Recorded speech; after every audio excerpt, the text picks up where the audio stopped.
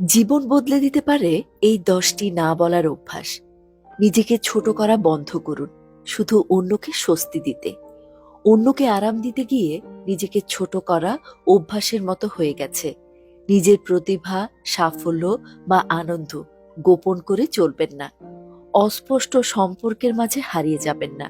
যদি কাউকে বোঝার জন্য আপনাকে বারবার সন্দেহ করতে হয়, তবে সেটি প্রেম নয়, তা এক প্রকার মানসিক ক্লান্তি। এমন পরিশ্রমে না বলুন যা আত্মাকে শেষ করে ফেলে। সবচেয়ে ব্যস্ত শহরেও বিশ্রামের গুরুত্ব অপরিসীম।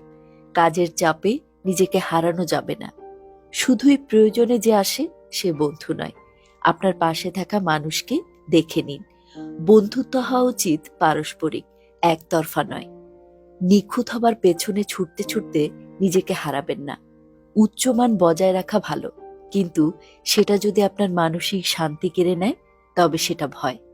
বারবার ব্যাখ্যা দিয়ে ক্লান্ত হবেন না। সব সিদ্ধান্তের ব্যাখ্যা দিতে হবে এমন কোনো নিয়ম নেই। না, নিজেই একটি সম্পূর্ণ বাক্য। এমন কিছু এড়িয়ে চলুন যা আপনার অন্তর্দৃষ্টি নিস্তেজ করে।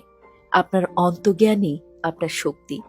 যা আপনাকে নিজের কাছ থেকে দূরে সরিয়ে দেয়, তা থেকে দূরে থাকুন।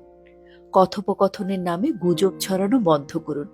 গসিপের মাধ্যমে অস্থায়ী সংযোগ সৃষ্টি হতে পারে, কিন্তু তা দীর্ঘমেয়াদে আত্মসম্মানে আঘাত করে। জীবনের বড় সিদ্ধান্তের জন্য অনুমতির অপেক্ষা করবেন না। আপনাকে কেউ এসে বলবে না তুমি প্রস্তুত। আপনাকেই সিদ্ধান্ত নিতে হবে, সাহস নিয়ে। নিজের মনের ভেতরের সমালোচক কণ্ঠকে থামান। তুমি যথেষ্ট নও, বা তুমি বেশি করছো। এ ধরনের চিন্তা আসলে অভ্যাস, সত্য নয়।